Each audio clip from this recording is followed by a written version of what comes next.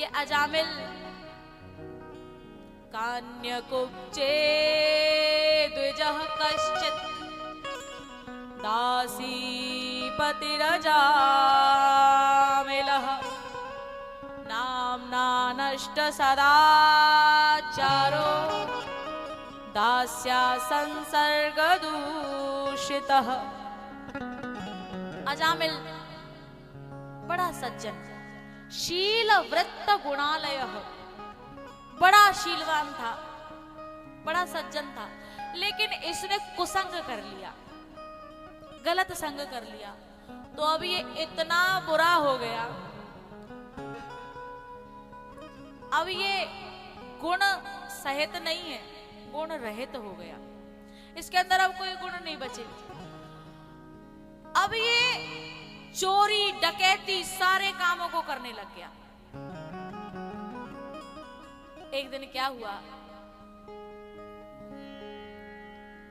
कन्नौज का रहने वाला था ये, और उसके गांव में संतों की टोली आई। तो संतों ने बालकों से पूछा कि यहां कोई ऐसा घर बता दो जहां हम रात्रि में विश्राम कर सकें। तो गांव के बालक तो होते हैं उद्यमी, उन्होंने अजामिल का घर बता दिया। तो सभी संत अजामिल के घर पहुंच गए, रात्रि में विश्राम किया। इधर अजामिल जब आया तो उसकी पत्नी ने समझा दिया कि सुनो, घर में संत भगवान आए हुए हैं, वो जैसा कहें वैसा कर लेना, वरना मुझसे बुरा कोई नहीं होगा। बोले ठीक है भैया। जब सुबह संत जाने लगे तो उन्होंने कहा कि भैया हमें कोई दक्षिणा नहीं दोगे? अजामिल मन ही मन सोचने लगा कि तुम्हारे दंड कमंडल अभी बचे हुए, ये क्या कम है? यहां से तुम सुरक्षित जा रहे हो, ये क्या कम है? तो तुम कह रहे हो कि दक्षिणा दे, पर वो मन ही मन कह रहा है क्योंकि उसकी पत्नी ने समझा दिया था। संतों ने कहा कि हमें कोई कागज के नोट नहीं चाहिए, तुम तो बस हमारा एक काम कर देना। बोले क्या? बोले अपने छोटे बेटे का नाम नारायण रख लेना। बोले इसमें कौन सी बड़ी बात है, ठीक है रख लेंगे। और संत चले गए। कालांतर कुछ समय बाद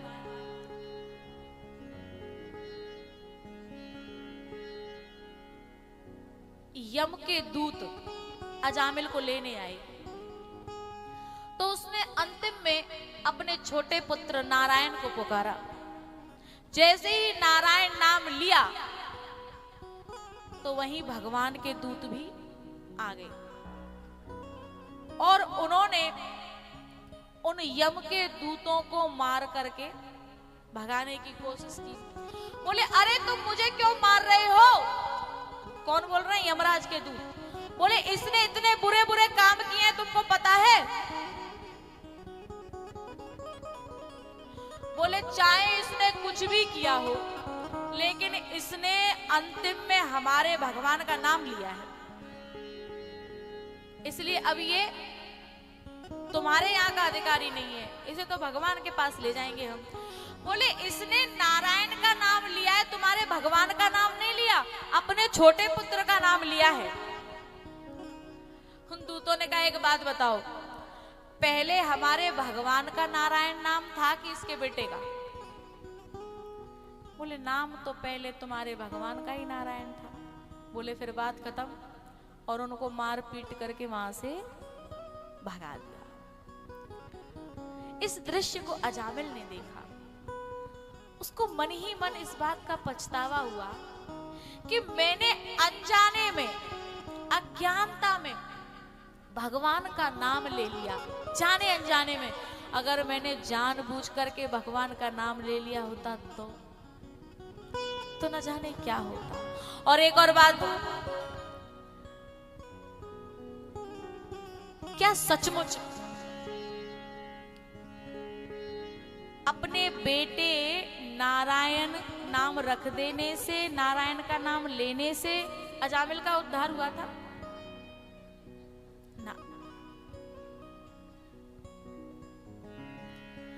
अगर ऐसा होता तो कोई कितने भी पाप कर लेता और अपने बच्चों का नाम नारायण रख लेता और उसका नाम लेता और उसका उद्धार हो जाता। लेकिन ऐसा नहीं। बोले जो संत आए थे ना, उस नाम में संत का संकल्प छुपा हुआ था। वो नाम यूं ही नहीं था। भगवान का नाम तो सब जानते हैं, सबको भगवान का नाम पता है, तो फिर लोग गुरु दीक्षा लेने क्यों जाते हैं? और गुरु के द्वारा जो मंत्र मिलता है वो भी भगवान का नाम है, सब जानते हैं वो मंत्र को। तो फिर उस मंत्र से उद्धार नहीं होता, लेकिन गुरु मंत्र से उद्धार हो जाता है। बात तो वही है। अंतर क्या हुआ? पहले से ही जानते थे, जप लेते।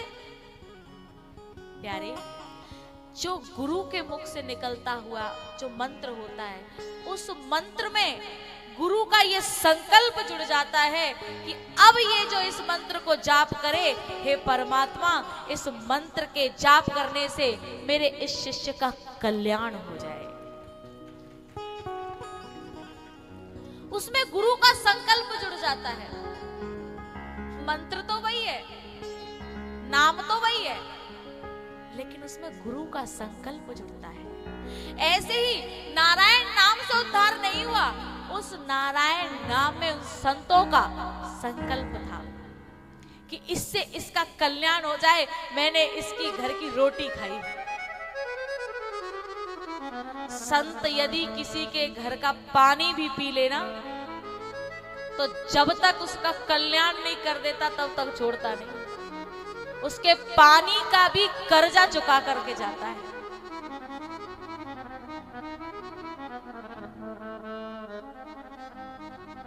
इस दृश्य को देख करके अजामिल के मन में ग्लानि हुई और फिर गंगा किनारे जाकर के रोज 10वें स्कंद में जिसमें भगवान की लीलाएं हैं उसका पाठ करता।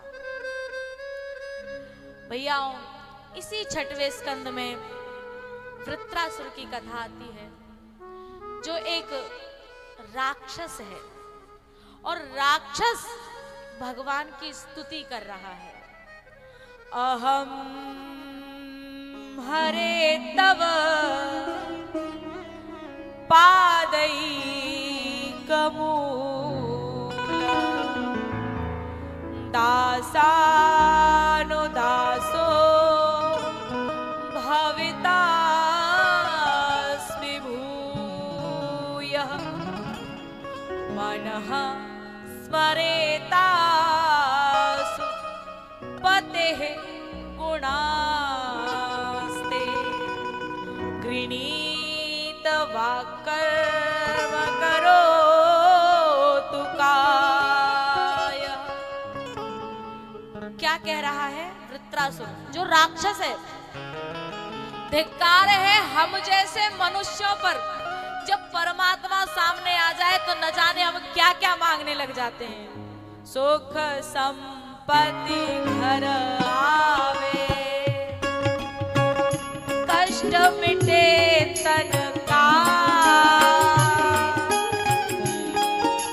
क्या मांग रहे? तेरा तुझको अर्पण क्या लागे मेरा।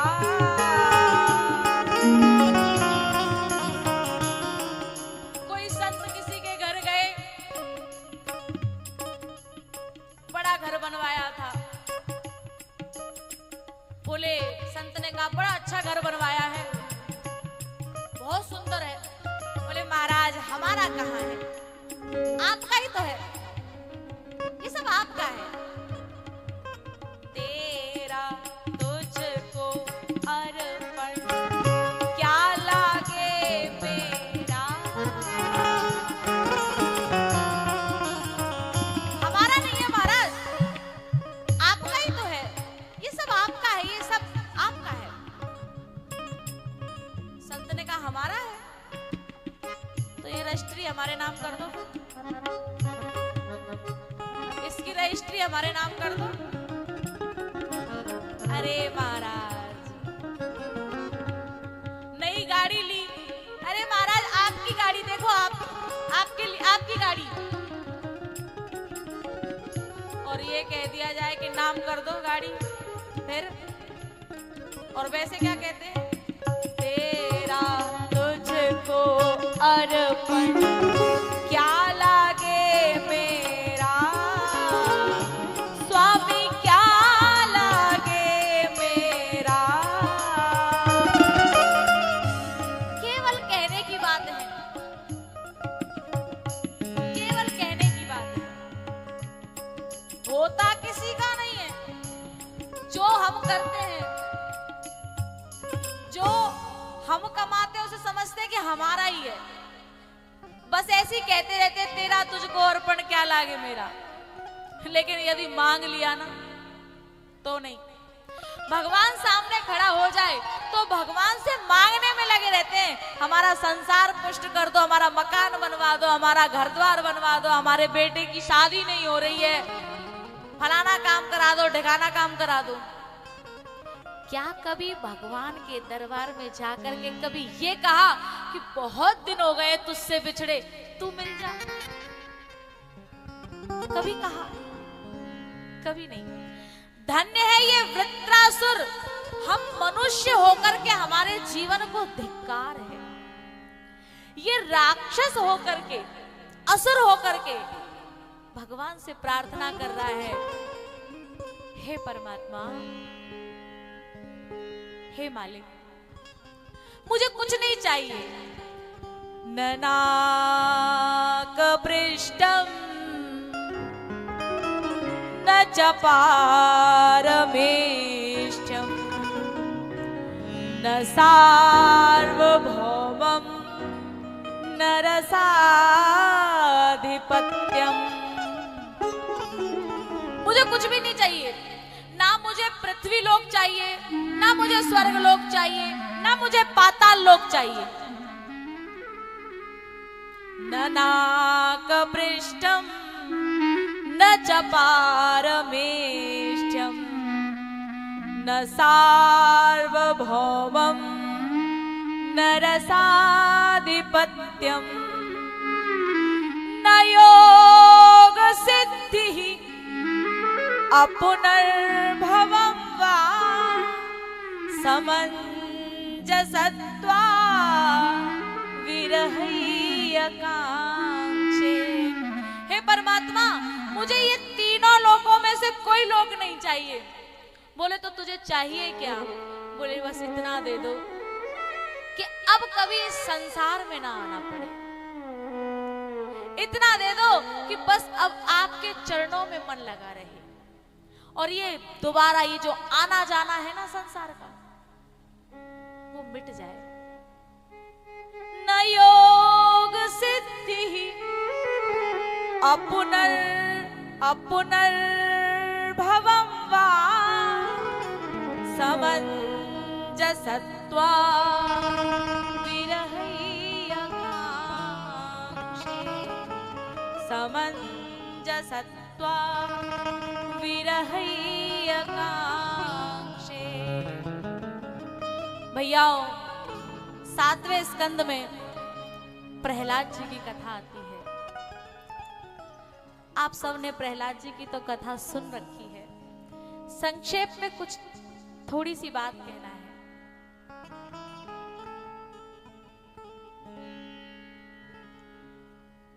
अभी एक थोड़ी देर पहले एक पंक्ति चल रही थी, विश्वास जरूरी है, तेरा साथ निभाएगा विश्वास जरूरी है। ये पूरा पूरा प्रहलाद जी के जीवन में घटित होता है। एक ऐसा राक्षस पिता है जो मारने पर तुला हुआ है, लेकिन उससे डरता नहीं है प्रहलाद। क्यों? विश्वास जरूरी है, विश्वास भीतर बैठ गया है, पता है कि मेरी रक्षा करने आएगा ही। और तुलसीदास जी ने प्रहलाद जी के चरित्र को इतना गहराई से कहा है,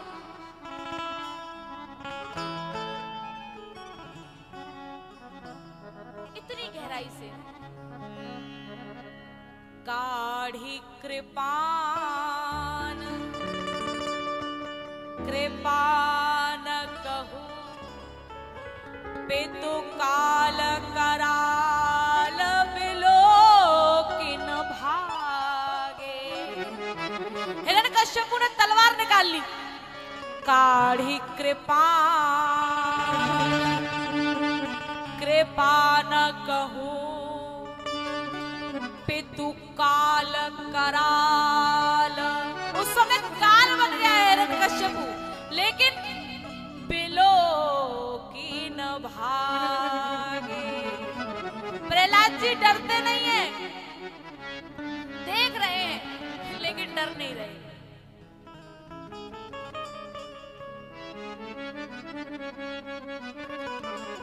डर नहीं रहे, क्यों? हिरण्यकश्यपु ने पूछा, राम कहाँ सब ठाव है खंब में। अच्छा, सब जगह इस खंबे में भी है क्या? प्रहलाद जी ने जैसे ही हाँ कहा, वैसे ही खंबे में से नरसिंह भगवान प्रकट हो गए।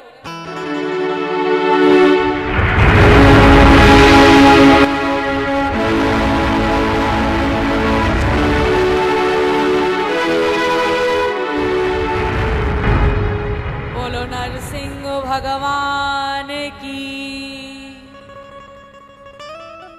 जैसे ही हाँ कहा, वैसे ही नरसिंह भगवान प्रकट हो गए। और नरसिंह भगवान ने हिरण्यकश्यपु का गोविंदा नमो नमः कर दिया, लेकिन उसके बाद भी शांत नहीं हो रहे हैं, उसके बाद भी क्रोध से भरे हुए हैं।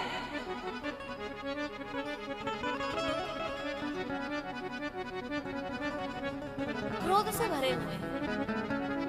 गाढ़ी कृपान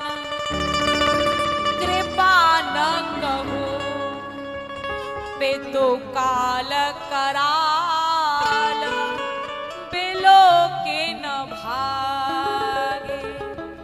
राम कहाँ सब ठाव है खंब में, हाँ सुनिहाक नृके हरि जागे।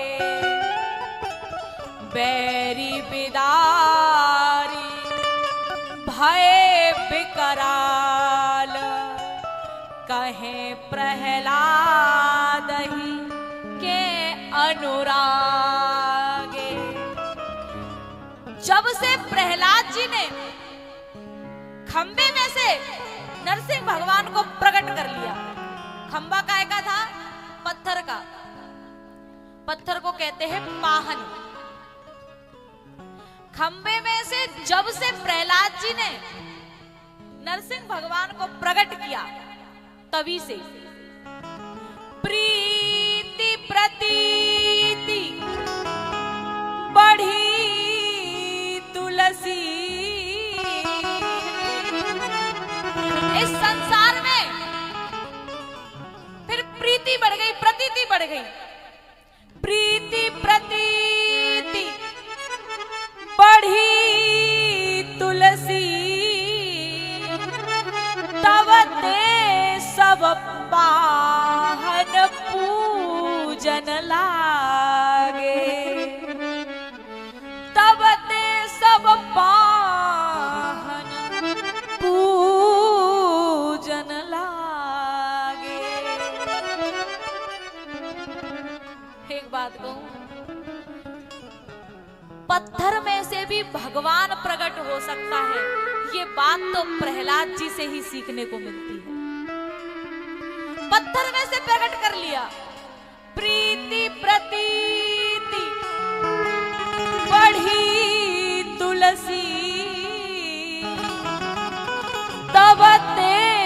सब पाहन पूजन लागे, तब ते सब पाहन पूजन लागे। नरसिंह भगवान ने हिरण्यकश्यपु का गोविंदाय नमो नमः कर दिया। प्रहलाद जी से कहा बेटा क्षमा करना, गलती हो गई,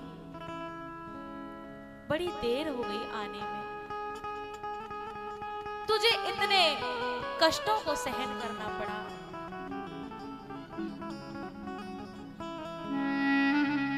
भगवान कष्ट कष्ट कैसे होते हैं? मुझे तो पता ही नहीं चला। जब पहाड़ों से गिराया गया तो मुझे ऐसा लगा कि मैं किसी मखमल के गद्दे पर आकर के सो रहा हूं। मुझे तो पता ही नहीं चला।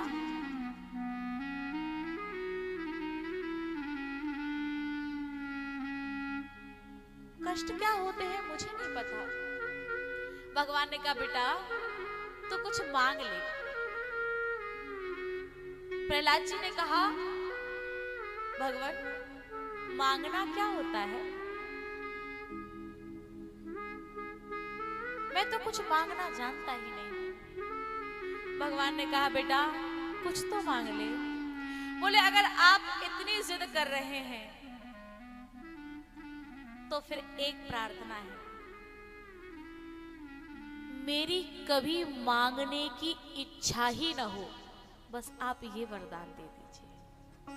सारा सिस्टम ही खत्म कर दिया। प्रहलाद जी ने कहा भगवान एक और चीज मांगनी है।